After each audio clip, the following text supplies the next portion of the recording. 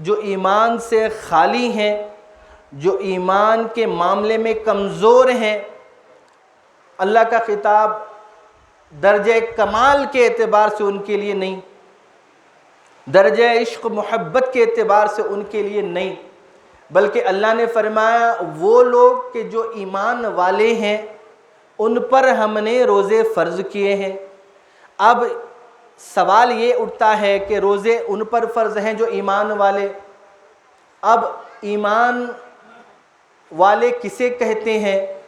کیا بس زبان سے اگر کوئی بندہ کہے لا الہ الا اللہ محمد الرسول اللہ تو کیا وہ مومن بن گیا؟ کیا وہ مسلم کہلائے گا؟ قرآن و سنت اس بارے میں کیا کہتا ہے؟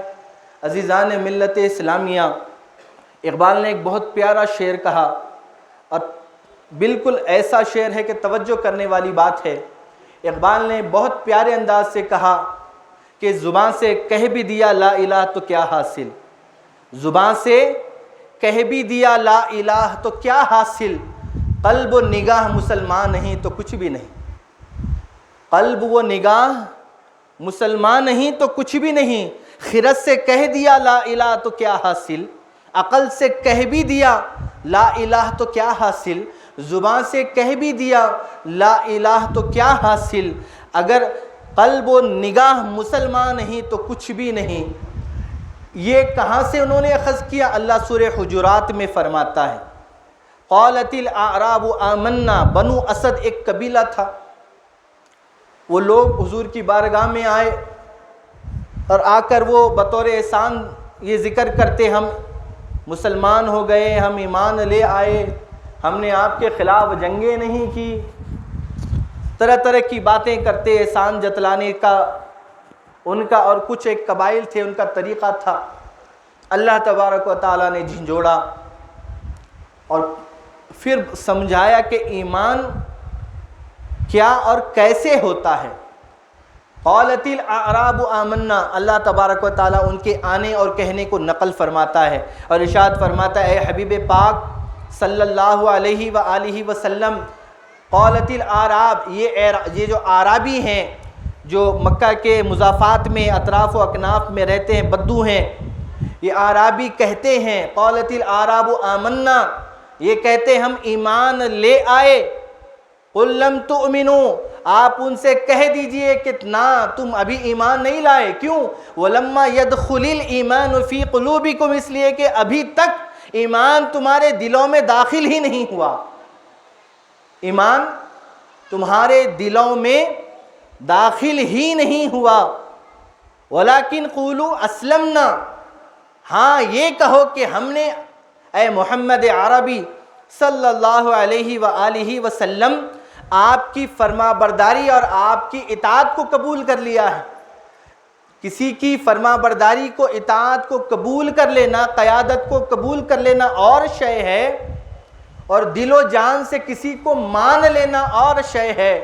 اللہ تعالیٰ یہ نہیں چاہتا کہ بندہ بس مجبوری کے وجہ سے اس کے سامنے جھکے، بلکہ اللہ یہ چاہتا ہے کہ بندہ جب میرے سامنے سجدہ کرے تو سجدہ ظاہری نہ ہو، اس کی قلب و نگاہ اور دل بھی میرے سامنے سجدہ ریز ہو۔ تو فرمایا ایمان صرف زبان سے لا الہ کہہ دینے کا نام نہیں ہے، فرمایا زبان سے کہہ بھی دیا لا الہ تو کیا حاصل، قلب و نگاہ مسلمان نہیں تو کچھ بھی نہیں۔ اللہ فرماتا ہے کہ تم یہ نہ کہو کہ ہم ایمان لائے، بلکہ تم یہ کہو کہ ہم نے تو فرما برداری قبول کی ہے۔ کیوں؟ وَلَمَّا يَدْخُلِ الْإِيمَانُ فِي قُلُوبِكُمْ، کیونکہ ایمان تمہارے دلوں میں داخل ہی نہیں ہوا۔ تو پتہ چلا ایمان صرف زبان پر نہیں ہونا چاہیے، بلکہ وہ ایمان جو دل میں سرائیت کر جائے، جو دل میں اتر جائے، جس کی زبان اور جس کا دل ایک ہی بات کہے، جب وہ کہہ رہا ہو تو اس کا دل اس سے مطمئن ہو، فرمایا وہ مومن ہے، ایمان اس کے پاس ہے۔ باقی ہم سب تو بس رسم ادا کر رہے ہیں۔ یہ حقیقت ایمان حضور پاک صلی اللہ علیہ وسلم نے فرمایا، مسند احمد کی روایت ہے، حضور فرماتے ہیں کہ ایمان کی حقیقت یہ ہے کہ بندہ کسی سے راضی ہو یا ناراض ہو تو یہ دونوں صورتیں صرف اور صرف اللہ کی خاطر۔ اگر ہم اور آپ کسی سے ناراض ہیں تو اس کی ناراضگی کی وجہ ہماری ذاتی خواہشات نہ ہوں، بلکہ ہمارے اس سے ناراض ہونے کی وجہ اللہ کی رضا۔ تو حضور فرماتے جو اللہ کی خاطر کسی سے ناراض ہوتا ہے، اپنے خاطر نہیں، فرمایا اللہ کی خاطر کسی سے ناراض ہوتا ہے اور اللہ کی خاطر کسی سے خوش ہوتا ہے، ناراض بھی ہوتا ہے تو اللہ کے لیے اور خوش بھی ہوتا ہے تو اللہ کے لیے، تو حضور فرماتے جس کے اندر یہ صفات آ گئی اس نے ایمان کی حقیقت کو پا لیا، اس نے ایمان کی حقیقت کو پا لیا۔ فرمایا یہ ایمان والوں سے خطاب ہے کہ تم پر روزے فرض کیے گئے۔ اللہ اکبر۔ عزیزان ملت اسلامیہ،